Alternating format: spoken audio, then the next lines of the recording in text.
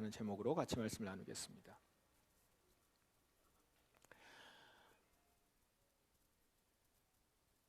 오늘도 예수님의 비유인데요. 이 비유는 보통 우리 열처녀 비유 이렇게 이야기하죠. 이렇게 시작합니다. 하늘나라는 등을 들고 신랑을 맞으러 나간 10명의 처녀에 빗댈 수 있다. 여기서 신랑을 맞으러 나간 처녀, 이 처녀는 신부 측 들러리들이에요.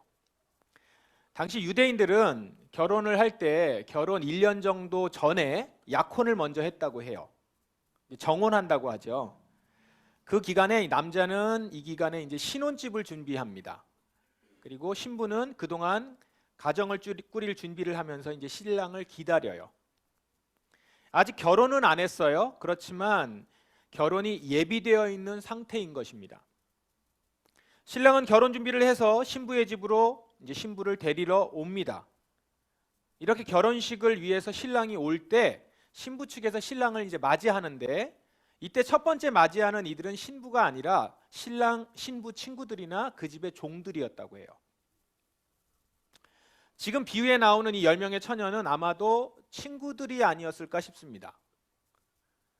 당시 유대인의 결혼식은 저녁이 시작이 되었는데 신랑을 맞이한 신부 친구들은 지금 그렇기 때문에 등을 들고 신랑이 오기를 기다리고 있는 거죠.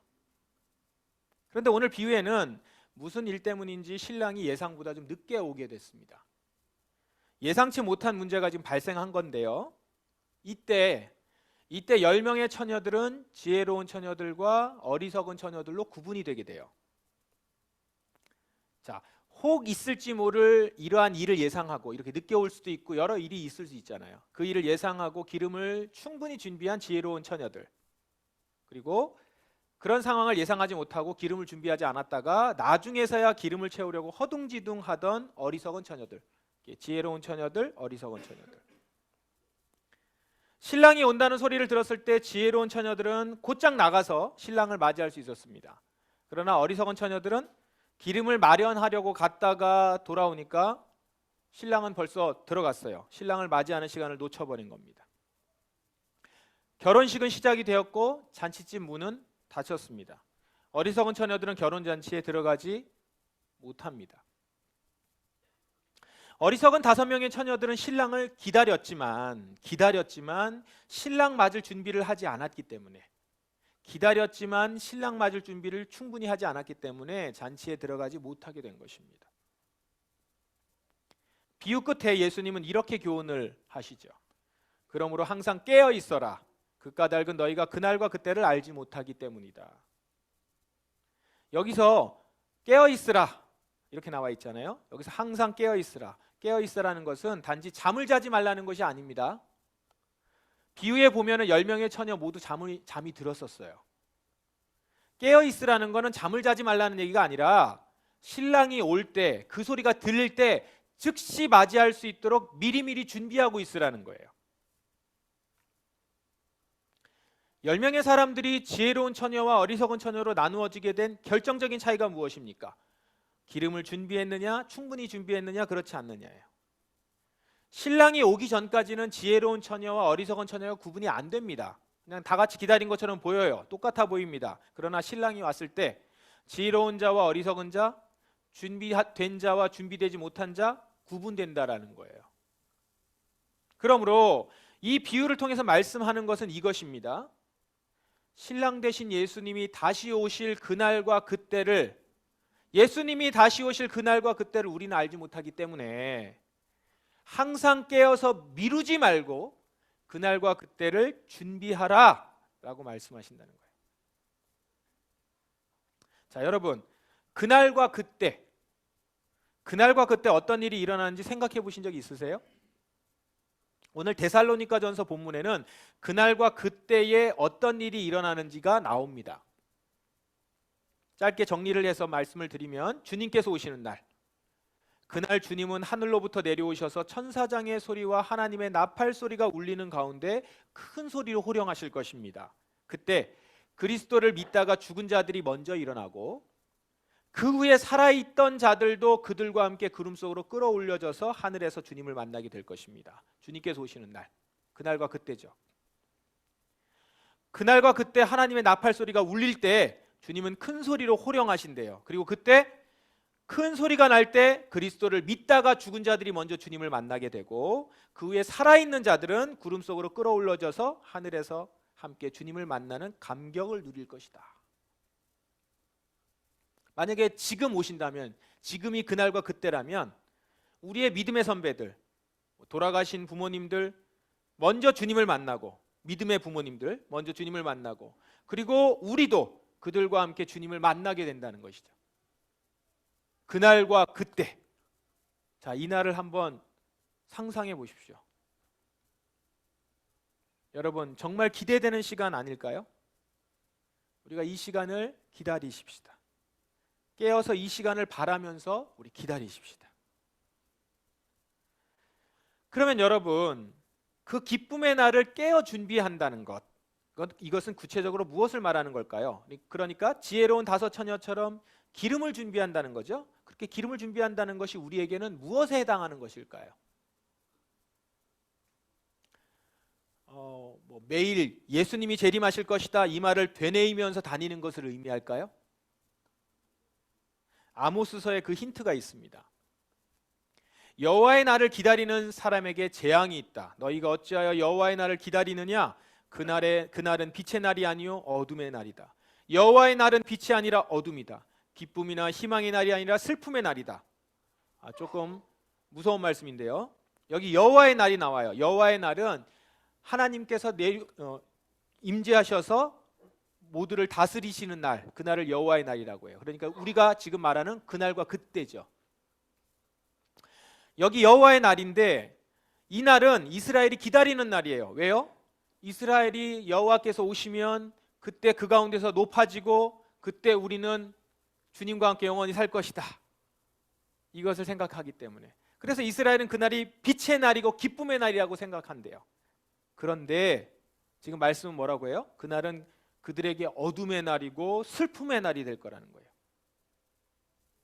그럼 왜 그럴까요? 이유는 이스라엘 백성들의 행실에 있었습니다. 나는 너희의 절기를 미워한다. 너희의 종교 모임이 역겹기만 하다. 너희가 태워드리는 번제물과 곡식제물을 내게 바쳐도 나는 받지 않겠다. 화목제물로 좋은 것을 바쳐도 나는 거들떠보지 않겠다.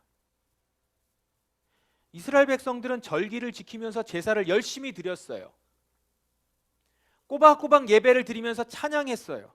하지만 하나님은 그들의 모습이 역겹기만 하다고 해요.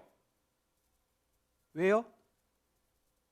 이스라엘이 절기를 지키면서 예배를 드리는 행위와 일상에서 사는 삶의 모습이 너무 달랐기 때문입니다.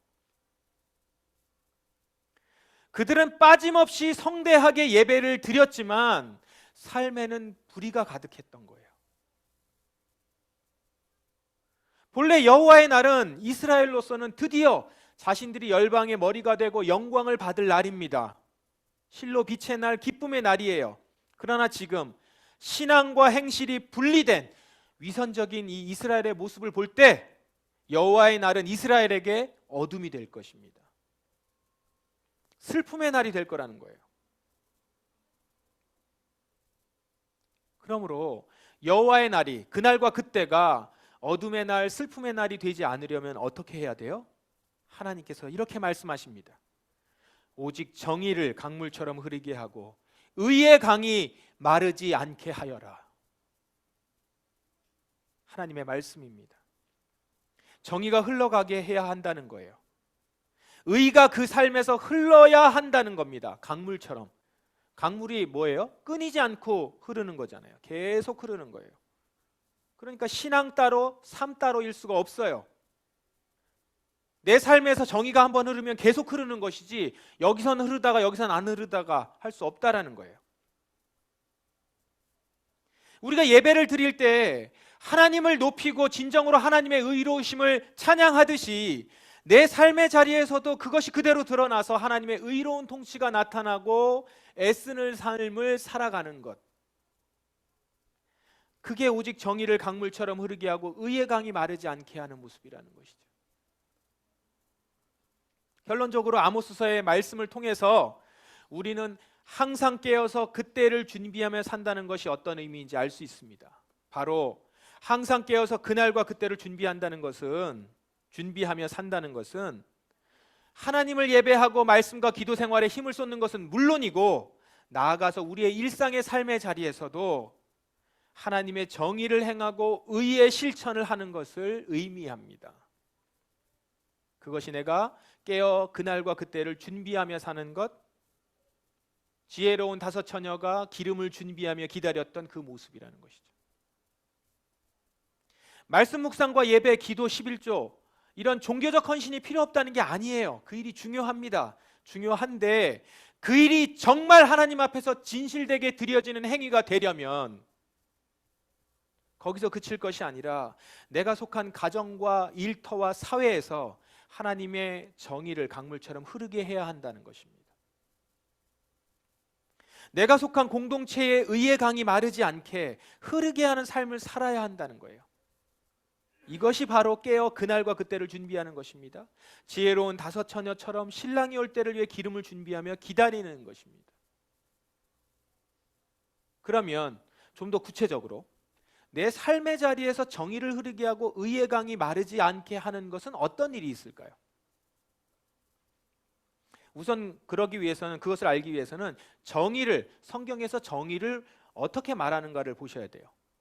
성경에서 정의는요, 하나님이 세상에서 행하시는 거룩하고 의로운 행위, 그 행위로서 평등을 증진시키고 억압받는 자를 압제자로부터 보호하는 행위, 이렇게 정의할 수 있습니다. 성경에서 말하는 정의예요. 이것을 두 가지로 한번 나눠서 살펴볼게요. 첫 번째, 정의로운 행위, 평등을 추구하는 행위예요. 기본적으로 정의는 법 앞에서 평등해야 하는 것을 의미하는 것입니다. 아까 우리가 아모스서 말씀 봤죠? 정의를 강물같이 흐르게 하라. 여기서 나오는 그 정의라는 단어가 히브리어로 미슈파트입니다. 미슈파트. 이 미슈파트라는 단어는 올바른 법의 집행이라는 의미예요. 그런 뜻의 단어입니다. 사법적인 용어죠. 그러니까 재판할 때의 그 재판, 집행, 법의 집행이라고 하는 의미예요. 이 미슈파트, 이 정의의 의미를 잘 보여주고 있는 대표적인 성경 말씀이 레위기 19장에 나오는데 15절에 이렇게 기록되어 있습니다. 재판을 할 때는 공정하게 하여라. 가난한 사람이라고 해서 감싸주거나 힘 있는 사람이라고 해서 편들어주지 마라. 이웃을 재판할 때는 공정하게 하여라. 이게 하나님께서 말씀하시는 미슈팟입니다. 재판관은 부정한 재판을 해서는 안 돼요. 힘 있는 사람이라고 유리한 판결을 내려서도 안 되지만 가난한 사람이라고 두둔해서도 안 됩니다. 자, 이러한 공정한 재판이, 이러한 정의가 내 삶에서 강물처럼 흐르게 해야 한다는 거예요. 이 정의가 사법적인 정의죠. 자, 그렇다면 이런 정의를 이루기 위해서는 모두가 판사가 되거나 검사가 돼야 되는 거 아닌가? 아니죠. 꼭 판사가 되고 검사가 되어서 이루는 게 아니고요. 내가 지금 속한 사회에서 이 정의가 잘 흐르도록 해야 한다는 거예요. 그러니까 여러분이 한 사람의 그리스도인으로서 꼭 검사가 되고 판사가 되어서가 아니라, 법관이 되어서가 아니라 한 사람의 그리스도인으로서 살피면 됩니다. 내가 살고 있는 사회가 공정한 재판이 이루어지고 있는 사회인가? 내가 사는 곳에 이런 사법적인 정의가 잘 흘러가고 있는가? 만일 우리 사회가 이 정의가 잘 흐르지 않는 사회가 되었다면, 여러분이 속하여 있는 그 사회가 정의가 흐르는 곳이 되지 않았다면 우리는 정의가 있는 자들이에요. 하나님의 정의가. 여러분으로부터 다시 흘러갈 수 있도록 움직여야 된다는 거죠. 그게 하나님의 정의를 가지고 있는 자, 그리고 그 사람이 있는 그 사회가 나타나는 모습이라는 겁니다. 그럼 오늘날 우리 사회를 보십시오. 현재 우리 사회, 우리가 살고 있는 이 사회, 대한민국 사회는 사법 정의가 잘 흐르고 있습니까? 재판의 평등이 잘 유지되고 있어요? 가난하다고 두둔하거나 세력이 있다고 유리한 판결을 내리는 일에는 어떻습니까? 안타깝게도 지금 우리나라의 검찰과 사법기관은 인권보호라고 하는 이 본래 기능이 있거든요. 그 기능에 충실하기보다는 권력이 있고 돈이 있는 자 편에서 법 권력을 휘두르고 있습니다. 아예 대놓고. 기득권이 있는 자 편에 서서 다른 정파 세력을 제거하기 위해 근거 없이 기소를 남발해요. 피해자 입장에서 법을 집행하는 것이 아니라 가해자인데도 돈이 있고 힘이 있는 자들이라면 그 입장에서 판결을 하는 내용들이 부지기수로 나오고 있어요. 우리 사회의 정의가 심각하게 훼손된 것입니다. 깨어서 그날과 그때를 기다리는 성도라면 이러한 우리나라 사법부와 검찰을 향해서 목소리를 내야 하는 것입니다. 이 기관들이 본래의 기능을 수행하고 가진 권력을 남용하지 않도록 촉구해야 하고, 이를 감시하는 기관과 사람들에게 힘을 실어줘야 해요. 그렇게 하나님의 정의를 가지고 있는 여러분을 통해서 정의가 다시 흐르도록 어떤 일이라도 행해야 하는 것입니다.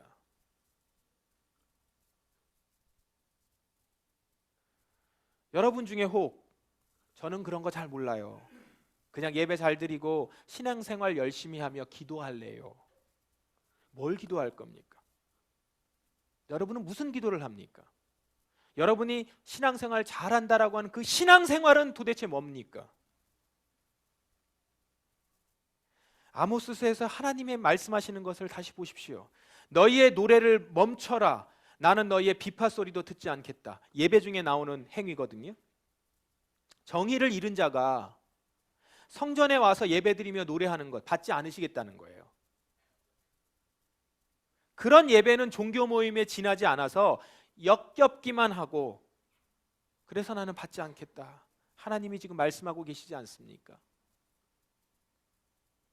우리가 살아가고 있는 사회에서 정당하고 평등한 판단과 재판들이 이루어지지 않는데 아무런 일도 하지 않는 사람들이 그저 종교 모임에 와서 하나님을 찬양하고 정의의 하나님을 얘기한다면 그건 하나님이 역겹게 받아들이신다는 거예요. 그래서 여러분, 나는 정치를 몰라요, 법을 몰라요, 이런 말은 그리스도인으로서 자랑이 아니에요. 성도로서 본분을 놓친 말입니다. 법 전문가가 되라는 말이 아니고요. 아주 상식선에서도 우리가 법에 대해서 듣고 알면, 보면 알 수 있는 내용들이에요. 그걸 외면하지 말라는 것이죠. 여러분, 이렇게 관심을 두지 않고 외면하면요, 사실은 그 불이익이 내게도 찾아옵니다. 여러분이 피해자가 될 수도 있고요. 여러분이 그 법의 문제에 있어서 여러분이 걸릴 수가 있는 것이죠. 근데 사회가 불이하게 되면 결국 그 불이함은 나와 나의 가족에게도 영향을 미치게 되는 것입니다. 나의 자녀가 이 피해자가 될 수 있고요. 억울함 가운데 있을 수 있는 거예요. 결국은. 또 한 가지 성경에서의 정의는요, 억압받는 자를 압제자로부터 구하는 행위입니다. 예레미야 말씀을 보면요, 여호와께서 이와 같이 말씀하시되 너희가 정의와 공의를 행하여 탈취당한 자를 압박하는 자의 손에서 건지고 이방인과 고아와 과부를 압제하거나 학대하지 말며 이곳에서 무죄한 피를 흘리지 말라. 억압받는 자를 지켜주고 보호해주는 것이 의로운 일이라는 것입니다. 이것이 정의라는 거예요. 사회에는 곳곳에 약자들을 함부로 대하고 그들의 약함을 이용해서 자기 이익을 취하는 이들이 있습니다. 게다가 이런 약한 자들을 압제하고도 제대로 처벌을 받지 않고 아무렇지도 않게 살아가는 이들이 있습니다. 말씀드린 것처럼 주로 권력과 돈이 있는 자들이죠. 서민들은 이들에 대응해서 그 억울한 일을 제대로 해결받지 못하고 피눈물을 흘리는 경우가 참 많아요. 이럴 때 이런 부당함에 대해서, 특히 힘이 있는 권력자들의 부당함에 대해서 고발하고 피해자들이 부당함에 대해서 알리는 역할을 우리 사회에 주로 누가 해야 합니까? 언론입니다. 언론이 피해를 받은 약자들, 부당한 일을 당하고도 해결받지 못한 억울한 사람들, 언론은 이런 사람들을 비추고 알려서 이들이 제대로 신원받을 수 있도록 그 길을 열어주는 일을 한단 말이에요. 비리와 부패를 들추고 부당하고 불의한 일을 하는 것을 파헤쳐서 그 악함이 사회에 발을 붙이지 못하도록 하는 일을 언론이 하는 것입니다. 그런데 오늘날 언론이 어떻습니까? 우리 언론은 어떻습니까? 오히려 권력자들과 결탁해서 거짓 뉴스를 양산해내고 있어요. 본래 기자가 쓰는 기사라는 것이 사실이 있고 주장이 있어요. 어떤 사실 팩트가 있고 그것에 대해서 이렇게 주장하는 주장으로 구성되어 있는데, 이 최근 뉴스를 보면 많은 기사가 검찰이나 정부의 일방적인 주장을, 사실이 아니라 주장을 사실인 것처럼 편집해서 그대로 내보냅니다. 그리고 나중에 가서 알아요. 아, 그게 사실이 아니었다는 걸. 그런데 당장 그 기사를 접하는 다수의 시민들은, 거기에 우리도 포함되죠. 여러분도 아마 포함될 수 있을 거예요. 내용을 꼼꼼히 보지 않기 때문에 그 위에 있는 헤드라인만 보거나 잠시 나오는 그런 글들만 보기 때문에, 주장하는 바만 보기 때문에 제목만 보고 아니면 주장만 보고 그냥 그거를 사실로 그대로 받아들이는 거죠. 그래서 우리 사회를 거짓 뉴스가 어지럽혀서 진실이 사라지고 공의롭지 못한 불의한 사회로 이렇게 흩어버리는 겁니다. 흐리게 만들고 진흙탕을 만드는 거죠. 언론은 객관적인 자료를 사용해서 사실과 주장을 구분하고 정확한 정보를 독자에게 전달해야 될 책임이 있는데, 지금 언론은 그 역할을 제대로 하지 못하고 있는 것입니다. 우리 사회의 정의가 강물처럼 흐르지 못하고 있는 거예요. 이런 상황은 우리나라 언론 신뢰도가 세계에서 하위권에 속한다는 사실이 증명하고 있어요. 보통 언론 신뢰도가 세계 하위권에 속한 나라들은 대부분 언론을 통제하는 나라들이에요. 어떤 독재나 여러 가지로 통제하는 나라들인데, 그 하위권에 우리가 속해 있어요. 우리나라 언론을 자유가 있거든요. 통제 사회가 아닌데도 불구하고. 그 얘기는 언론에 문제가 있다라는 것이죠. 그러므로 여러분, 이런 나라에서 다시 정의가 흐르도록 우리 성도들은 부패한 언론에 대해서 시정을 요구해야 하는 거예요. 우리는 하나님의 정의를 가지고 있는 자들이잖아요. 억압받는 자를 압제로부터 구원하는 행위가 하나님의 정의인데, 그 정의로 내가 살았단 말이에요. 나도 그 정의 가운데 있는 자예요. 하나님이 이런 분이세요.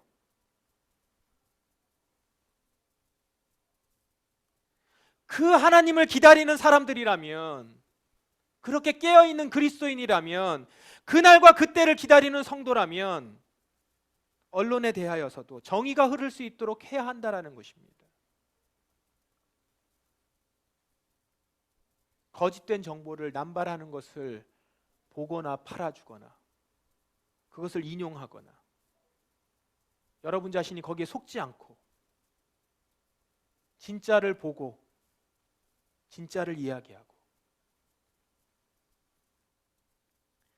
사랑하는 포도나무 성도 여러분, 예수님은 오늘 우리에게 그날을 깨어 준비하라고 말씀하십니다.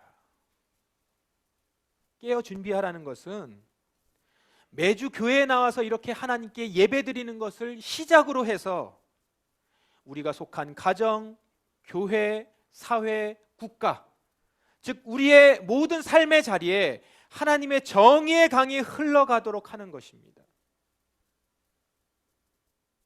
지금 하나님의 의로움을 외치고 찬양하는 이 예배의 자리에서부터 시작해서 여러분이 그 정의와 의를 가지고 세상으로 나아가서 살아가는 그곳까지 그 하나님의 정의가 흘러가야 되는 것이죠. 여러분을 통해서. 여러분 한 사람 한 사람이 그 물이 되어서, 물줄기가 되어서 말입니다. 그게 하나님이 지금 여러분에게 하시는 말씀입니다. 여러분에게 오늘도 요청하시는 이야기예요. 그런데 여러분, 그렇게 하나님의 정의가 흘러가는 일이 쉽지 않죠. 그거 쉽지 않아요. 지금 이렇게 얘기하고 싶으시죠? 맞아요. 쉽지 않습니다. 불의가 있는 세상과 부딪혀야 하는 것이라서 정의를 외치는 우리는 불의와 싸워야 돼요. 그냥 정의로운 사회에 좀 살았으면 좋겠지만 그러지 않은 경우가 훨씬 많죠. 우리의 인생에서. 불의한 경우, 불의한 세상의 경우가 더 많아요. 그래서 정의를 외치면 불의와 싸우게 되는 거예요. 그러다가 어려움을 겪을 수 있는 겁니다. 손해를 보게 되는 거예요. 억울한 일을 당한 이들을 돕다가 그들에게 하나님의 정의가 나타나야 된다라고 목소리를 함께 내다가 우리가 억울한 일을 당할 수도 있어요. 손해보고 지금 슬피 우는 자들과 함께 하다가 그들이 흘리는 눈물에 내가 같이 나 또한 그런 손해를 보는 일을 당할 수 있게 된단 말이에요. 그럴 때면 흔들리죠. 힘들죠. 그리고 내가 이런 일을 왜 당해야 되는지 반문하게 됩니다.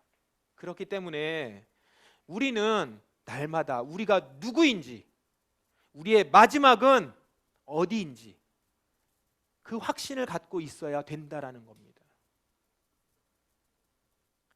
우리는 하나님의 정의로 구원받은 사람이며 정의의 하나님의 백성입니다. 우리 하나님은 정의로운 분이세요. 의로운 분이세요. 그분의 시선은 약한 자들과 약자들과 가난한 자들과 부당한 일을 당한 자들을 바라보고 계세요. 하나님 당신의 이름을 알고 있는 자들이 그 하나님의 이름을 대변해 주기를 원하고 계세요. 그런 자들을 찾고 계신단 말입니다.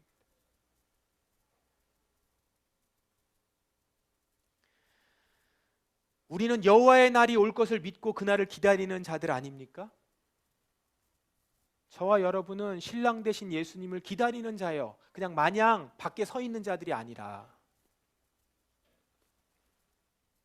여호와의 날이 반드시 올 것을 믿는 자들이에요. 저 악한 자들이, 저 불의한 자들이 끝까지 저렇게 살아 영원히 살지 않을 것을 아는 자들이란 말입니다. 그렇기에 그날을 믿으며 오늘 깨어서, 그날을 믿기 때문에 오늘 깨어 있는 거예요. 그날을 믿기 때문에 오늘 깨어서 준비합니다. 정의가 메마른 세상에 하나님의 정의가 흘러가도록 하는 삶을 삽니다. 이곳은 본래 하나님의 땅이요 하나님의 다스림이 있는 곳이요 이 나라는 하나님이 사랑하시는 곳이요 하나님의 의가 흘러가야 되는 곳임을 알고 그곳에서 내가 하나님의 정의를 외치고 무릎 꿇고 하나님의 정의를 간구하는 것입니다. 그렇게 살다가 주님이 오실 때 기름을 준비한 지혜로운 처녀들처럼 신랑 되신 주님과 함께 잔치에 들어가게 될 것입니다.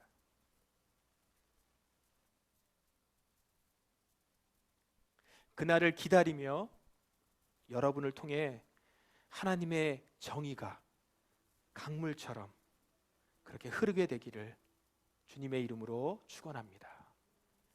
기도하겠습니다. 이 시간 말씀을 의지하여 주님 앞에 나아가십시다. 주님께서 오늘도 여러분 한 사람 한 사람에게 우리 교회에게 말씀하십니다. 오직 정의를 강물처럼 흐르게 하고 의의 강이 마르지 않게 하여라. 하나님이 우리 교회에 여러분 한 사람 한 사람에게 말씀하시는 이 말씀 앞에 아멘으로 받으시며 세상으로 주님의 의를 외치는 자들이 되길 원합니다. 그렇게 제가 그런 의로운 자, 강물처럼 흐르게 하는 자가 되겠습니다. 이렇게 고백하며 기도하십시다. 다 같이 통성으로 기도합니다. 아버지 하나님, 이 시간 주님 앞에 나아가서